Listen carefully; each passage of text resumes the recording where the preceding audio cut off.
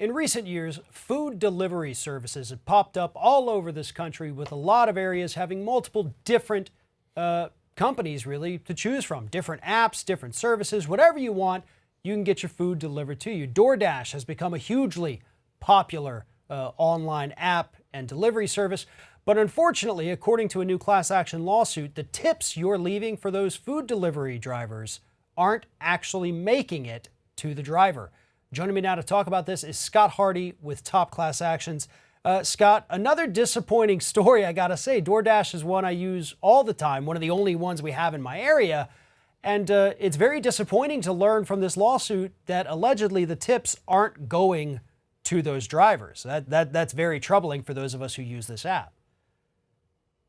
Yeah, that's the thing, is this is wage and hour class action 101. If you're going to have people tip your employees, give the employees the tips. It's shocking to me that a $1 billion startup like DoorDash is sitting there going, what? Oh, we have to actually give the tips to our employees?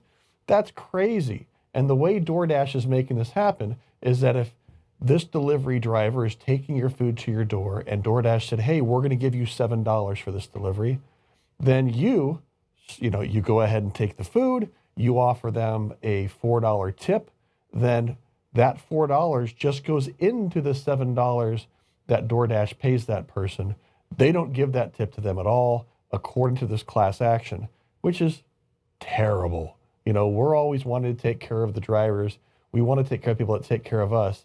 And if that money isn't hitting them, then that's a major problem. And so this class action is actually representing consumers, people who bought the food, thought their money was going into the drivers, but wasn't.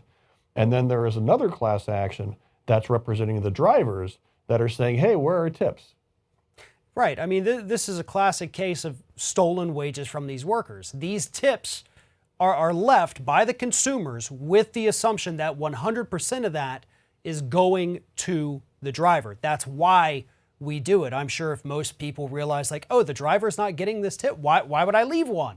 I mean, I absolutely would not be giving a tip if I didn't think it was going to this person. Instead, it's just going basically to the corporate profits, so they don't have to pay out of pocket for their driver. We're subsidizing the work of these employees who should be entitled to what we're trying to give them. Exactly. Good work deserves a good tip, and we're trained to do that here in the U.S. We see that option of tip. We're going to take care of these people because they're taking time out of their day to take care of us. Let's take care of them.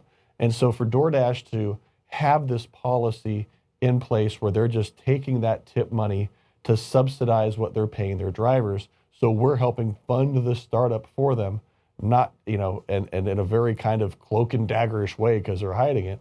That's just really disappointing. And, I'm hoping that DoorDash will do the right thing and come out and say, we're sorry.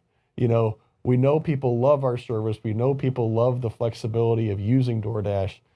We're sorry, drivers. Here's those millions of dollars that we took in and didn't pay you. And customers, don't worry. Now your tips are actually going to the drivers. Hopefully they'll do that. Will they? We'll see. Right. I mean, as you mentioned, this is a pretty clear, wage and hour 101. I think the drivers, at least in this particular case, they've got a very, very strong case. And until we get any kind of resolution on this, folks, the best piece of advice right now is, whenever possible, tip in cash.